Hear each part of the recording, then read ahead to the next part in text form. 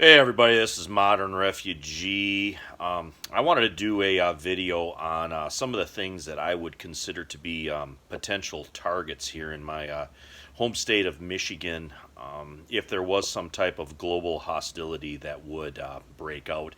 And I'm doing this kind of for my local and Michigan peeps here, especially if you're not aware of these things.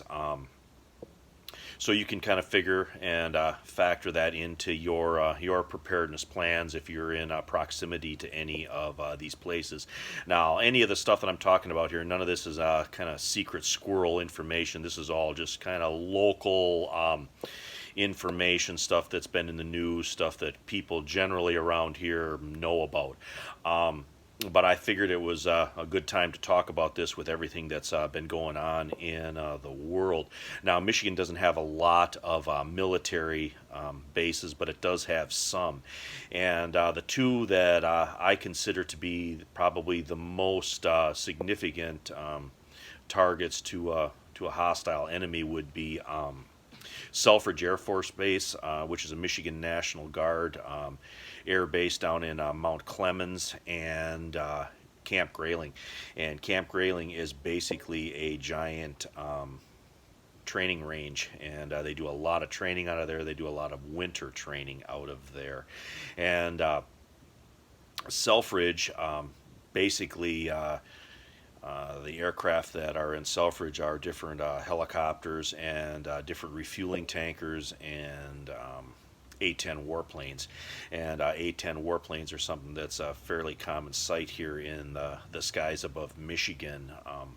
There's also two decommissioned Air Force bases that are still used as airports here in Michigan. One is Wurtsmith up in Oscoda, and then the other is K.I. Sawyer.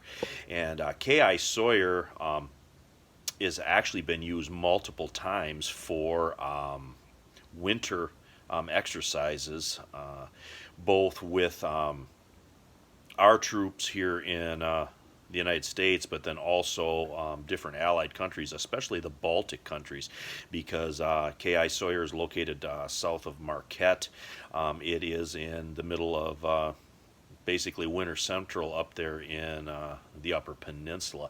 And there's also what's called the Alpena Combat Readiness Center, and that is another military installation where they do a lot of their training out of, especially that winter training that I was telling you about. And they actually call that North Strike is the term that they've used a couple different times to describe those training drills and maneuvers and stuff that they do. And last year they actually had, it was all over the news here locally, but it touched on the national news a little bit too, where they were actually practicing landing those A-10s on basically just regular roads up in the northern part of the lower peninsula of Michigan here. And it was something that was kind of, I guess, a novelty there for a while, but now I guess we see what the training was really meant for situations like what's going on right now. And there's also multiple Coast Guard stations here in the Great Lakes. And the Great Lakes are basically considered the fourth coast of America.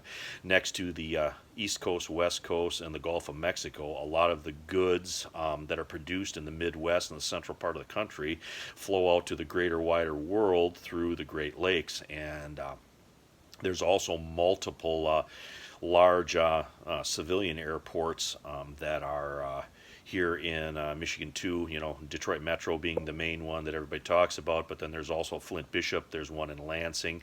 There's a large one in Traverse City that also hosts a large Air Coast Guard station, and I believe that's just about one of the largest ones here in the Great Lakes. A lot of Coast Guard activity, air activity goes out of Traverse City. And a lot of the raw materials that flow through the Great Lakes flow through a couple of choke points. Probably the main one is the Sioux Locks, and the Sioux Locks are what connects Lake Superior to the St. Mary's waterway, and from there, basically the rest of the world. And The Sioux Locks actually back, if you look at old civil defense maps from the 70s and 80s, they'll actually show the Sioux Locks as a nuclear target because that's how important that they were considered, because a lot of the raw materials that flow out of Michigan's Upper Peninsula and places like Duluth and Superior, Wisconsin, they also they would have to go through the Sioux Locks to get those out to stuff like iron ore and stuff out to the different steel mills. Marinette, Wisconsin, right across the river from Menominee, Michigan, there is a large naval shipyard there where they build ships for the Navy. And a couple other rivers worth mentioning is the mouth of the Saginaw River and the mouth of the St. Clair River. Anything that travels down from the Lake Superior, Lake Huron, Lake Michigan that's going out the St. Lawrence Seaway from this part of the world has to go through the St. Clair River. And the mouth of the St. Clair River is also has a Coast Guard station. Most of the major rivers where they connect to the lakes, they're going to have some type of Coast Guard station there. And the supply of grain from the Midwest and stuff, that all flows from Chicago through Lake Michigan, through Lake Huron, out to the greater world. The Straits of Mackinac is another one. That is the narrow area that connects Lake Michigan to Lake Huron, and of course the Mackinac Bridge is there, which is the bridge that connects the lower peninsula and the upper peninsula of Michigan. There's also several pipelines that go underneath the straits, and if something disabled any of those rivers or would make them unable to navigate those, it would really reduce the amount of raw material and stuff that could get out to the different places where it need to be if there was some type of hostilities. And there's also 3 nuclear power plants in Michigan, if you didn't know that, Palisades, DC, Cook, and Fermi, and they're all in the lower part of the lower peninsula of Michigan, and they produce quite a bit of power. So they would also be considered a target if there was some type of global hostilities. And then one that's across the lake in Canada, Bruce Power. And Bruce Power is in Ontario, and that is also one of the largest nuclear facilities on the face of the earth. And that's also something that a lot of people don't know about. That's in close proximity here to Michigan, and also, Canada being a member of NATO, something also to kind of keep on your radar. And you figure all those things in. Michigan doesn't seem like much, but there's a lot of strategic stuff here in this state that would be important if there would be some type of global hostilities. Not to mention, the large population centers like Detroit, Flint, Lansing, and of course Grand Rapids. And Grand Rapids actually has a lot of tech and stuff in it, so those large population centers have a significant amount of manufacturing capability.